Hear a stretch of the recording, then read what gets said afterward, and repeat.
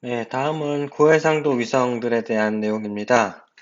고해상도 위성 영상들은 예전부터 어떤 포맷, 표준화된 틀이 있었던 것 같아요. 처음 소개됐을 때부터. 그 틀은 뭐냐면 좀 공간 해상도가 좋은 전정색, 펜크로매틱이라고 하는 흑백이라고 생각하면 되겠죠. 공간 해상도가 좋은 전정색 밴드 하나와 공간 해상도가 상대적으로 안 좋지만 분광 해상도가 조금 좋은 다중분광 밴드, 멀티 스펙트럴 밴드 뭐 4개 이런 식으로 패키지로 구성을 많이 해서 위성을 쏘아 올렸던 경향이 있습니다. 그래서 여기 있는 아이코노스가 미국의 첫 번째 고해상도 상업 위성이에요. 그런 99년에 발사돼서 운영했던 아이코노스가 있고요. 아이코노스는 어떻게 되어 있었냐면 1m의 흑백 영상, 전정색 영상과 4m의 다중분광 영상, RGB, NIR 이렇게 4개의 밴드를 갖는 이런 구성으로 되어 있었어요. 그래서 한 개의 전정색 밴드와 4개의 다중분광 밴드. 해상도 차이도 4배예요. 흑백은 1m라면 다중분광은 4m. 이런 식으로 고해상도 위성이 구성이 일반적으로 되어 있거든요. 우리나라 컴셋도 비슷하고. 그래서 아이코노스가 그렇고 킥보드도 마찬가지예요. 킥보드도 전정색은 0.6m, 그리고 RGB, NIR이 0.6에 4, 4배, 2.4m의 공간 해상도를 갖는 고해상도 위성이 되겠고요. 뭐 GOI-1, 월드뷰 1, 2 이런 이름을 가진 애들도 다 고해상도 위성을 얘기하고 있어요. 그래서 고해상도 위성을 뭐 아이코노스의 전정색 밴드가 해상도가 얼마, 다중분광 센서 해상도가 얼마 이런 걸 다 외울 필요는 없겠죠 당연히. 하지만 뭐 아이코노스라든지 퀵보드, GOI-1, 월드뷰, 우리나라의 컴셋 2, 3, 3A 뭐 이렇게 다 이름이 있다 하면은 최소한 우리는 아 얘네가 고해상도 위성이구나, 고해상도 위성 센서구나라는 것을 알고 있으면 좋겠죠. 자, 그래서 아이코노스와 킥보드 영상, 요건 펜을 비교한 영상이에요. 그럼 보면은 아이코노스가 아까 펜을 기준으로 공간 해상도가 한 1m라고 했고, 킥보드는 뭐 조금 경우에 따라 다르지만 촬영 컨디션에 따라 0.6m의 전정색 영상 공간 해상도를 가지고 있다고 알려져 있어요. 그러면 이렇게 아이코노스가 1m, 킥보드가 0.6m라고 했을 때, 자, 왼쪽과 오른쪽 중에 어떤 게 아이코노스일 것 같아요? 네. 왼쪽이 아이코노스입니다. 왜냐면은 이제 공간의 상도가 1m, 뭐 숫자로 따지면 0.6보다 1m가 크다는 얘기는, 공간 해상도는 킥보드가 더 좋다는 거죠. 공간 해상도가 더 좋다는 얘기는 더 자세하게 그 지역을 볼 수 있다는 얘기가 되겠죠. 그래서 왼쪽이 아이코노스, 오른쪽이 킥보드 영상이 되겠습니다. 다음은 그런 영상들을 또 보고 있는 건데요. 고해상도 해외 위성. 아까 아이코노스가 1m라고 했는데 여기는 또 0.82로 돼 있죠.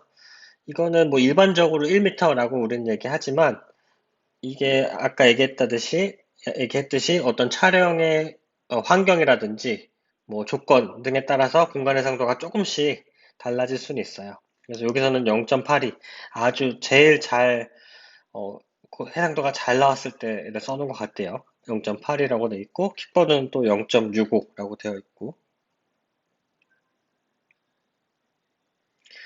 GOI와 월드뷰 2, 플레이디스 1A, 1B, 월드뷰 3 이런 애들은 다 고해상도 위성이다 라고 알고 있으면 되고요. 고해상도 위성의 성능도 조금씩 좋아지고 있어요. 그래서 이 왼쪽에서 오른쪽으로 갈수록 더 최근에 발사된 고해상도 광학 센서인데 처음에는 밴드 이건 이제 분광해상도라고 분광적인 측면이라고 보면 되겠죠. 운영 밴드라고 하면 보면은 펜크로매틱 전정색 하나와 BGR, NIR 4개의 다중분광 밴드로 구성되어 있던 것이 월드뷰 2에 와서는 다중분광에는 VGR, NIR 4개가 있고, 그 다음에 플러스, 코스탈, 옐로우, 레드 엣지, NIR도 1, 2, 그러니까 2개가 있어요. 총 8개의 밴드가 생성을 할 수 있고, 8개의 서로 다른 파장태에서 데이터를 취득할 수 있는 센서가 탑재가 되었고, 월드뷰 3는 더 많아졌죠. 펜 1개, 멀티스펙트럴 마찬가지로 8개인데, 쇼트 웨이브 인프라레드, 단파장 적외선이라고 하는 것과 8개고, 또 추가로 제공을 하고, 또 카비스라고 하는 약간 공간 해상도는 떨어지는 특정 밴드의 데이터를 취득할 수 있는 밴드가 또 12개 있어요. 그러니까 공간 해상도도 좋아졌지만 거기에 이제 분광 해상도도 그러니까 밴드 수도 많이 다양한 파장대에서 데이터를 취득을 하려고 노력을 하고 있고요. 뭐 공간 해상도 측면에서도 점점 좋아지는 경향이 보이고 있습니다. 뭐 요거는 조금 뭐 더 안 좋아진 것처럼 표현하지만 거의 비슷하다고 보고 비슷하거나 점점 더 좋아지고 있고요. 네, 그런 경향을 보이고 있습니다. 즉 공간 해상도도 좋아지고 분광 해상도도 좋아지고 있다. 왜냐면 그만큼 처음보다 기술을 발전을 하고 있기 때문인 거죠. 네, 다음은 우리나라 우주 개발이 되겠습니다. 우리나라는 이제 1992년 우리별 1호가 이제 우리나라 최초의 위성이 되겠고, 이거를 시작으로 쭉 많은 위성도 개발하고, 최초로 우주인도 우주로 보내고 등등 많은 일들을 발사체도 만들고 그렇게 하고 있는데, 모든 걸 다 기억하면 좋겠지만, 그냥 한 대표적인 위성 3가지 정도만 기억을 하면 좋을 것 같아요, 우리는.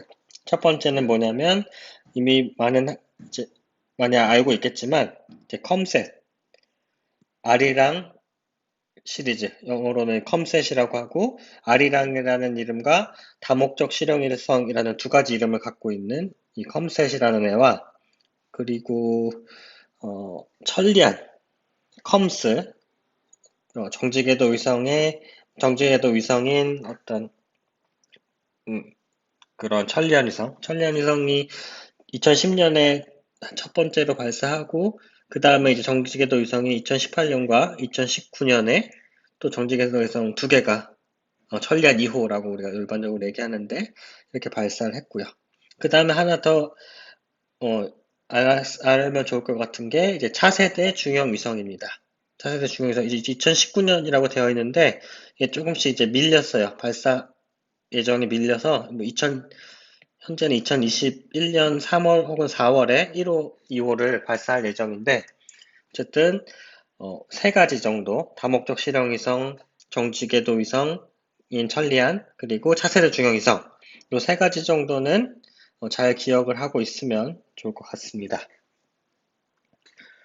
그래서 우리나라가 이제 위성도 많이 발사하니까 그런 위성을 잘 관리하고 트래킹하고 또 활용하기 위한 다양한 위성 센터들이 설립이 되어 있고 이미 또 설립을 하려고 노력을 하고 있어요. 그래서 여기 오른쪽 그림에는 총 5가지를 예시로 보여주고 있는데 우선은 가장 유명한 게 항우연이 되겠죠. 항공우주연구원, 영어로는 카리, KARI가 이제 약자로 쓰는 항공우주연구원에서 대전과 여기 나로우주센터 고흥에 이렇게 2개가 있고요. 그 다음에 기상청에서도 기상과 관련된 위성을 관리하기 위해서 진천에 기상위성센터가 있고요. 대전 있고 그리고 부산에도 해양위성센터가 있습니다. 부산에 해양위성센터가 있고요. 그 다음에 국립환경과학원에 환경위성센터가 있어요. 요거는 천리안 2비호, 그래서 환경과 관련된 센서, 잠시 후에 얘기하겠지만 환경과 관련된 센서인 잼스를 잘 관리할 수 있는 초분광 센서예요. 잼스는 미세먼지를 예측하고 이런 연구를 하기 위한 잼스 위성 천리안 2비호를 관제하는 위성센터가 여기 있습니다. 그리고 2019년에 국토지리정보원 2020년에 2020년에 국토지리정보원 국토위성센터가 또 설립이 되었어요. 요거는 수원에 있죠. 요게 이제 아까 말한 차세대 중형위성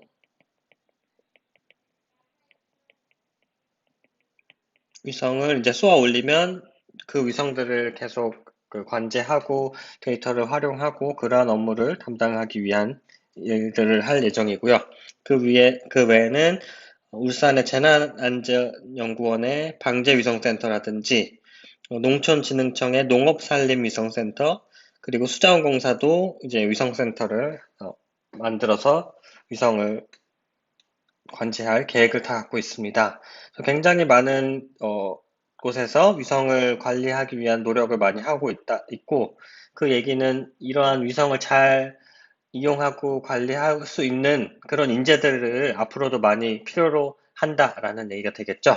그래서 여러분들께서 지속적으로 우리 전공, 특히 위성 쪽에 관심을 많이 갖고 공부를 열심히 하다 보면 좋은 자리를 잘 잡을 수 있을 거라고 생각합니다. 다음은 이제 우리나라 위성, 대표적인 위성들, 다목적 실용 위성과 천리안 위성, 그리고 차세대 중형 위성에 대해서 좀 살펴보기 앞서서, 뭐 하나만 먼저 짚고 넘어갈 게 있어요. 일단 위성의 종류인데, 궤도에 따라서 어떤 위성이 있는지를 한번 보고 넘어가면 좋을 것 같아요. 어떤 위성이 있고, 이 특성이 어떻게 다른지. 그래서 크게는 저궤도 위성과 정지궤도 위성으로 나뉠 수가 있어요. 저궤도 위성은 정확하게 뭐 일맥상통하는 완전 동일한 단어는 아니지만 뭐 극궤도 위성이라고도 표현하고 태양 동기식 궤도라고도 표현을 합니다. 영어로는 Low Earth Orbit이라고 하는데 얘네들은 특성이 뭐냐? 말 그대로 저궤도 극을 중심으로 극과 아주 유사한 극과 조금 몇 도 기울어진 아주 낮은 궤도로 이동하는 위성들을 극궤도 위성 혹은 저궤도 혹은 태양 동기식 궤도라고 합니다. 여기에는 뭐 600에서 1000km라고 하지만 이거보다 더 사실 광범위해요. 왜냐하면 극궤도 위성이 굉장히 많기 때문에 뭐 500km 상공에서 한 1500km 상공 정도 는 한 모두 극궤도 위성이라고 우리가 일반적으로 표현을 할 수 있어요. 그래서 극궤도 위성은 뭐냐, 낮은 궤도로 극과 조금 기울어진 궤도로 지구를 계속 돌고 있기 때문에 지구를 가까이서 관측할 수 있어서 지표면을 자세히 관측하는데 굉장히 유리한 위성들이다. 가까이 보고 있다는 얘기는 공간 해상도 측면에서 좋을까요, 나쁠까요? 멀리 있는 위성에 비해서 좋겠죠? 가까이서 찍는다는 거는 그만큼 가깝게 보이게 영상을 얻을 수 있기 때문에 공간 해상도 측면에서는 좋다고 얘기를 할 수가 있고요. 반면에 정지궤도 위성이라는 건 뭐냐 하면은 영어로는 Geostationary Earth Orbit이라고 하고요. 궤도가 극궤도보다 훨씬 먼 궤도예요. 36,000 궤도. 적도를 따라서 쭉 돌고 있고 얘는 이제 지구가 자전을 하잖아요. 지구의 자전 속도와 동일하게 움직이는 지구의 자전 속도와 동일하게 움직여서 결과적으로는 동일 지역을 24시간 내내 관측을 할 수 있는 그런 궤도죠. 그런 궤도를 가진 위성이 정지궤도 위성입니다. 그래서 이런 궤도는 뭐가 유리할 것 같아요? 어떤 걸 할 때? 36,000km 상공이라는 거는 굉장히 멀기 때문에 아주 고해상도의 영상을 얻을 수는 없어요. 그렇겠죠. 하지만 어, 지구의 같은 곳을 계속 관측할 수 있는 그런 장점이 있기 때문에 요새 뭐 태풍이나 이러한 것들을 관측하고 예측하고 또 기상을 예측하는 그런 위성들이 대부분이 이제 정지궤도 위성이 되겠습니다. 그래서 기상과 관련된 것, 그 다음에 뭐 방송통신처럼 예를 들면 우리나라에 대해서만 관심이 있는 경우에는 이런 정지궤도 위성이 유리하겠죠. 그리고 참고로 극궤도 위성보다는 좀 더 높은 궤도고 정지궤도 위성보다 낮은 뭐 굳이 얘기하자면 뭐 중궤도라고 해야 되나요? 중궤도에도 위성이 많이 있어요. 이제 중궤도 위성은 주로 뭐냐? GNSS 위성이에요. GNSS라는 게 뭐죠? 어, 그 위성의 위치를 바탕으로 수신기, 즉 우리 그 사용자, 그 위성을 수신하는 그 수신기의 위치를 파악하는 게 GNSS 위성들이죠. 그래서 이러한 위성들은 굳이 엄청 가까이에 궤도를 위치시킬 필요가 없는 거죠. 너무 가까이에 왜냐면 높은 공간 해상도 이런 게 아니라 그냥 그 시그널만 가지고 정보를 얻기 때문에 멀어도 상관이 없고요. 그래서 극궤도보다는 더 먼 궤도, 한 중궤도, 한 2만 킬로미터 정도에서 그 수신기를 수신해서 그 수신기의 위치를 파악하는 그런 위성들이 이제 그 중궤도 위성이 되겠습니다. 그래서 주로 이제 극궤도 위성과 정지궤도 위성으로 나누고 얘네 극궤도와 정지궤도 위성은 이런 영상화, 그 사진화해서 데이터를 분석하는 거라면 이 중궤도에 위치한 GNSS는 그 시그널을 이용해서 사용자의 위치 정보를 제공하는 그런 위성들이 있습니다. 그래서 요거 밑에 링크를 클릭하면 극궤도 위성과 정지궤도 위성이 어떻게 차이가 있는지를 보여주는 어, 그 유튜브인데요. 한번 관심 있는 학생들은 봐보면 좋을 것 같습니다. 자, 그럼 우리나라 위성들에 대해서 조금 더 자세히 설명해 보도록 할게요. 우선 컴셋. 얘가 한국말로는 또 무슨 이름이었죠? R이랑 좀 더 있어 보이는 이름은 다목적 실용 위성이에요. 코리아 멀티퍼포스 세틀라이트. 멀티퍼포스라는 거는 퍼포스가 목적이니까 다목적이라는 거죠. 컴셋. 컴셋은 1호, 2호, 3호, 3A호, 5호 이렇게 발사가 되었어요. 현재까지. 근데 1호는 뭐 아주 오래됐고 99년 컴셋 1호에 발사했고 지금은 이제 더 이상 운영을 안 하죠. 2호도 이제 운용을 마쳤다고 했고요. 현재는 3호와 3A호, 5호가 운용 중에 있습니다. 여전히 지구를 돌면서 데이터를 취득을 하고 있고요. 이 컴셋의 특징들을 좀 봐볼게요. 일단 컴셋 1호는 광학과 해양 위성 센서 이렇게 두 개로 나눴는데 광학은 6.6 곱하기 6.6m, 해양은 1km by 1km예요.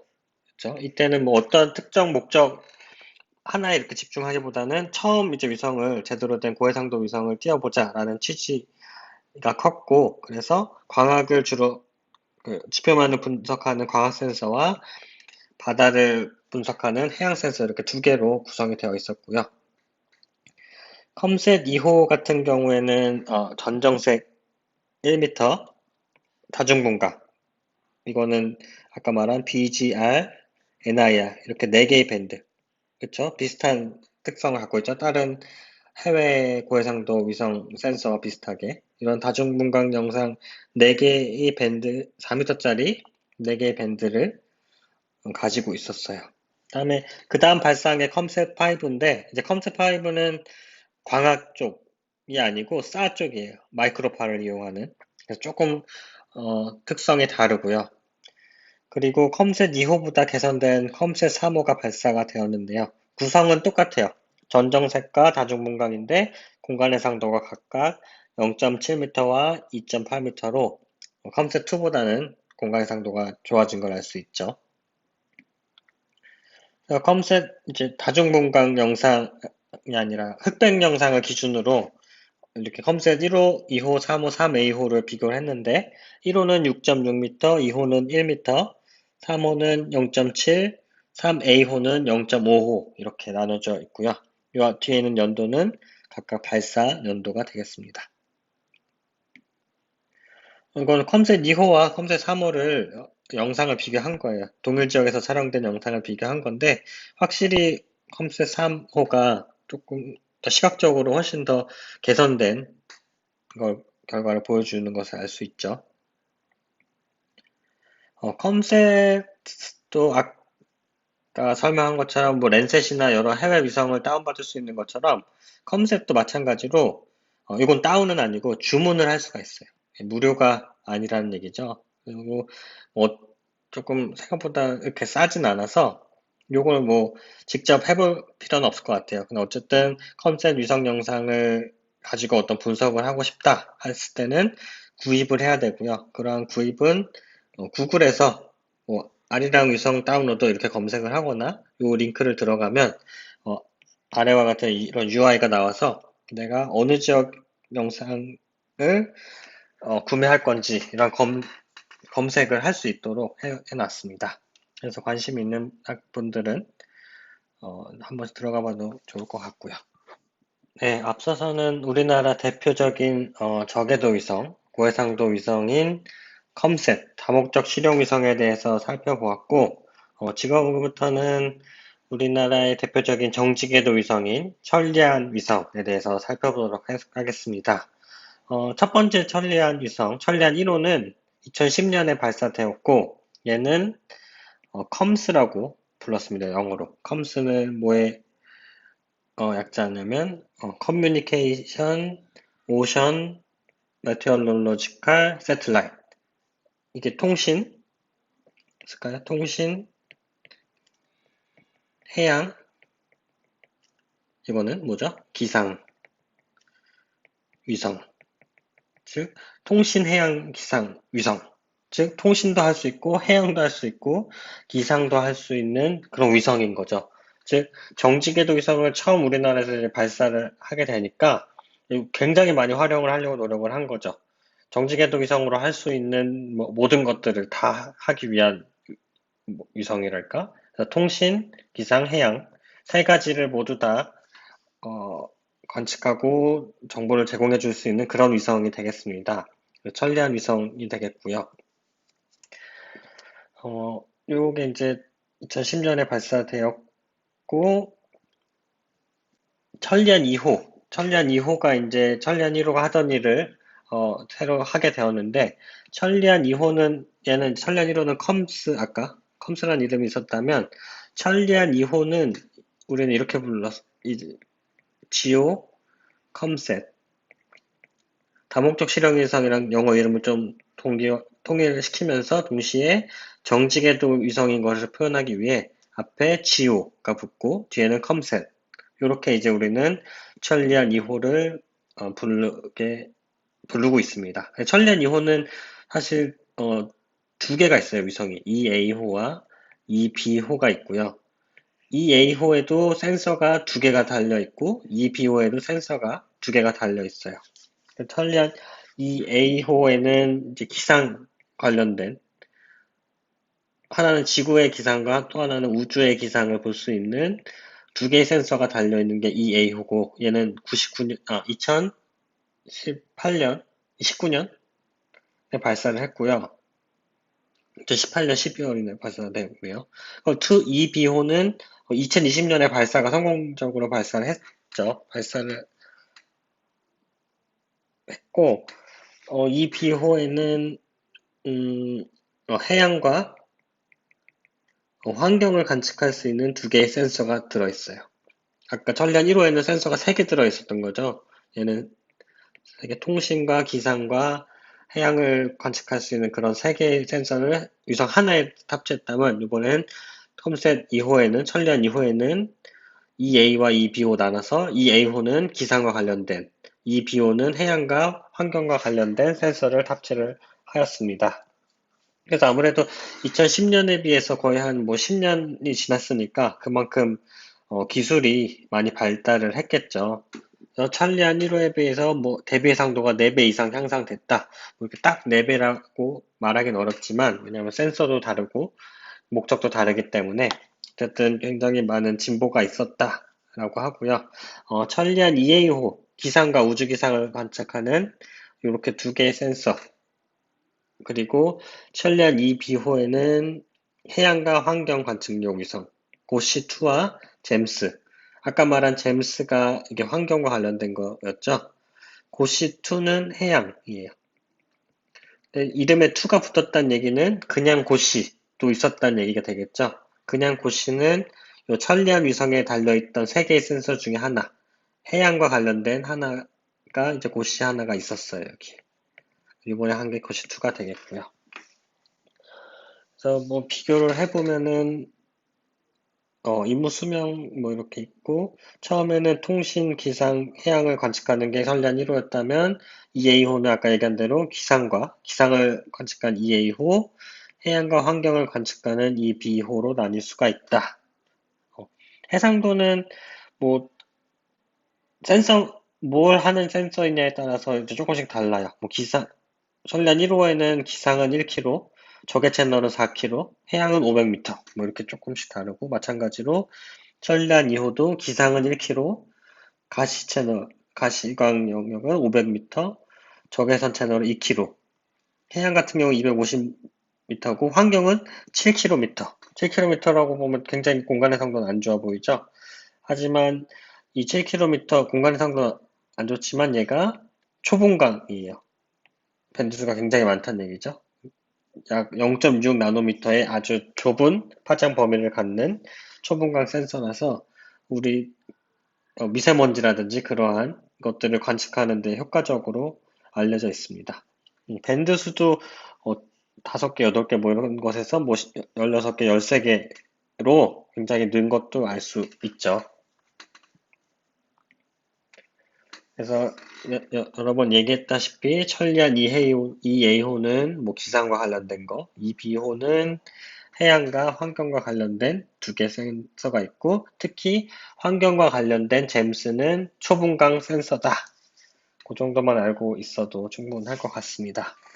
네, 그러면은 가장 대표적인 우리나라 저궤도 위성인 아리랑 3A호, 가장 최근에 발사한 아리랑 위성인 3A호와 대표적인 그 정지궤도 위성인 천리안 2B호를 비교를 해보려고 합니다. 여러 가지 관점에서 비교를 해보려고 하는데, 우선은 발사 연도는 아리랑 3A호는 2015년에 발사를 했어요.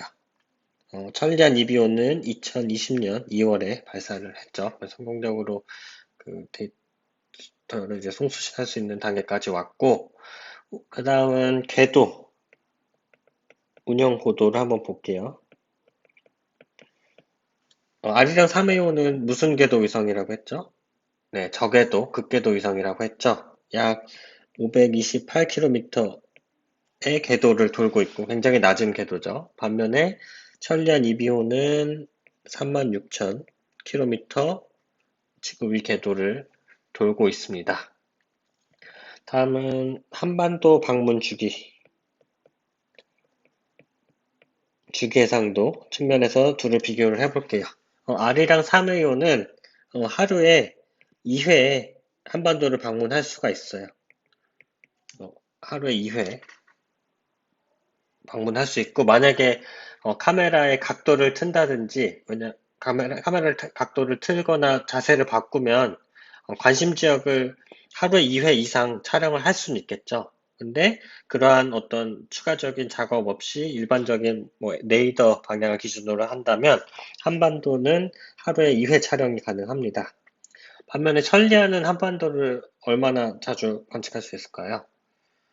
이거는 계속 관측할 수 있는 거죠. 왜냐하면 정지궤도 위성 계속 한반도 위를 다니면서 지구 자전 속도랑 동일하게 계속 한반도를 촬영을 하는 거죠. 그래서 계속 이제 데이터를 실시간으로 제공을 하진 않고요. 사실은 왜냐면 뭐 어떤 에너지가 아니라 영상을 계속 주고 하면 아무래도 그 위성의 수명이 빨리 달 수밖에 없기 때문에 어떤 특정 주기로 계속 데이터를 제공을 해요. 예를 들어서 천리안 2A호, 이미 잘 안정적으로 활동을 하고 있는 천리안 2A호를 기준으로 했을 때 하루에 24회 영상을 제공을 해줍니다. 그래서 천리안 2B호도 최소한 이 정도 재방문 주기를 보일 수 있겠죠. 이거보다 더 좋을 수도 있고. 이런 데이터를 얻을 수가 있고요. 다음은 분광해상도 측면에서 비교를 해볼게요. 분광해상도 측면에서 일단 아리랑 위성은 밴드 수가 6개예요. 밴드 수가 6개. 어떻게 6개냐? 흑백은 보통 1개였었죠. 1개와 다중분광, 멀티스펙트럴 4개. 그리고 3A호는 다른 아리랑 위성과는 다르게 적외선 밴드가 하나 더 있어요. 3에서 5 마이크로미터의 파장대 데이터를 수집할 수 있는 적외선이 한 개 더 있어요. 그래서 이렇게 6개의 밴드가 있고, 반면에 천리안 EB호는 센서가 2개라고 했었죠. 그렇죠? 환경 센서가 있었고, 그리고 해양 센서가 있는데, 환경 센서는 뭐 7km, 이건 그거죠. 죄송합니다. 7km가 아니라 환경은 아까 초분광 센서라고 그랬죠. 초분광 센서. 그래서 1000개, 밴드가 1000개가 있어요. 그게 이제 환경 센서의 분광 해상도가 되겠고, 해양은 약 13개의 밴드가 있다. 그래서 분광 해상도 측면에서는 천리안 EBO가 거의 압도적으로 더 좋다고 얘기를 할 수가 있겠죠. 그리고 이번에 공간 해상도 측면에서 비교를 해볼까요? 공간 해상도 측면에서 아까 이제 흑백 있고, 다중분광 있고, 적외선 이렇게 세 개의 서로 다른 밴드를 제공한다고 했었죠. 흑백은 공간 해상도가 0.55m가 되고요. 다중분광은 요거의 4배이죠. 그래서 2.2m. 적외선은 5.5m의 공간 해상도를 제공을 합니다. 반면에 천리안 2비호의 공간 해상도를 보면 환경 센서는 초분광, 분광 해상도는 굉장히 좋지만 아무래도 공간 해상도는 좀 떨어져요. 7km 곱하기 8km. 굉장히 안 좋죠. 어떻게 보면. 막 거의 센티미터급, 미터급인데 아리랑 위성은 천리안 이비오는 환경위성 센서는 7km 곱하기 8km예요. 그리고 해양위성 센서는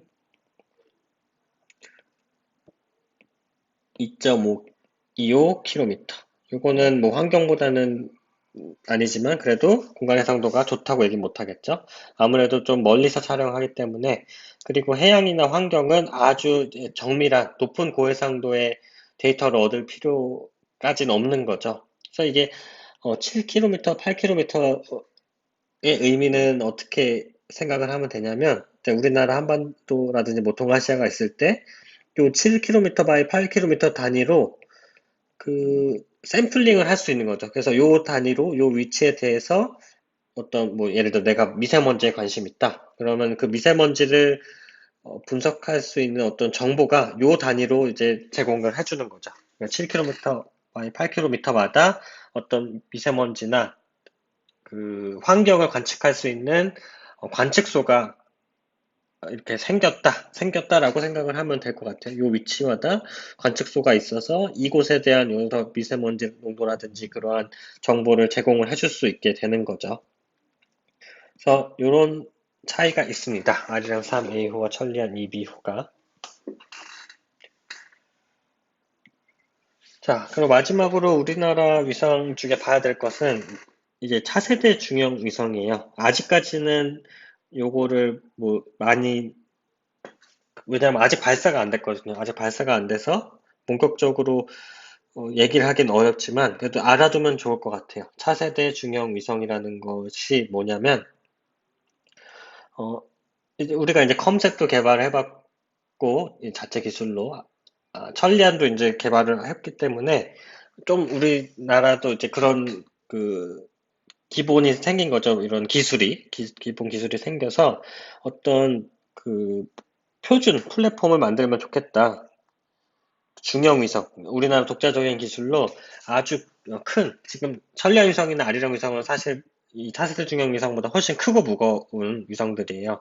그냥 조금 가볍지만 괜찮은 스펙을 갖는 일반화된, 표준화된 크기의 위성을 많이 쏘아 올리자라는 게 이제 차세대 중형 위성의 개발 동기가 되겠고요. 그래서 약 500kg급 이면 굉장히 가벼운 편인 거거든요. 이런 걸 이제 중형위성이라고 하는데, 이러한 중형위성을 12기를 국내 기술로 독자적으로 개발을 하자라는 목표로 시작한 게 차세대 중형위성 개발 로드맵이 되겠습니다. 그래서 지구를 관측하기 위한 위성 4개, 그 수동형 레이더 위성 4기, 기상 관측 위성 1기, 환경 관측 위성 1기, 뭐 우주과학이나 검증 위성 2기 등등 이렇게 해서 총 12개의 중형 500kg급 차세대 중형 위성을 개발을 하고자 하고 있습니다. 사실은 차세대 중형 위성 1호와 2호 얘는 컴셋 3A와 스펙이 굉장히 비슷해요. 밴드 어, 전정색 밴드 1개와 뭐 다중무광 밴드 4개를 제공하는 것도 유사하고 공간의 상도도 K3A와 굉장히 유사한데 장점이라면 굉장히 가벼운 거죠. 500kg. 그리고 1호와 2호를 이제 거의 비슷한 시기에 쏘아 올려서 이 두 데이트 위성으로 동일 지역을 촬영해서 동일 지역을 동시에 촬영하는 이런 걸 뭐 스테레오 위성이라고 하는데 그러면 그 지역에 대한 3차원 정보, DSM 정보, 높이 정보를 얻을 수가 있거든요. 그래서 그런 걸 가지고 지구를 더 정밀하게 관측을 해보자 하는 목적으로 이제 1호와 2호를 이제 발사하기 위해서 노력을 하고 있어요. 그래서 지금 처음 계획은 2018년인데 지금 조금 미뤄져서 1호, 2호 발사가 2021년 한 3월, 4월 정도로 조금 미뤄졌습니다. 그래서 어, 때쯤 발사가 하게 되면 이제 정식적으로 운영을 하게 돼서 우리나라의 다양한 어떤 지구 표면을 관측하기에 용이해지게 되는 거죠. 뿐만 아니라 1, 2호를 시작으로 뭐 영상 레이더 위성, 뭐 마이크로파 위성, 초분광 위성 이러한 것들 다양한 위성들을 개발할 계획을 가지고 있습니다.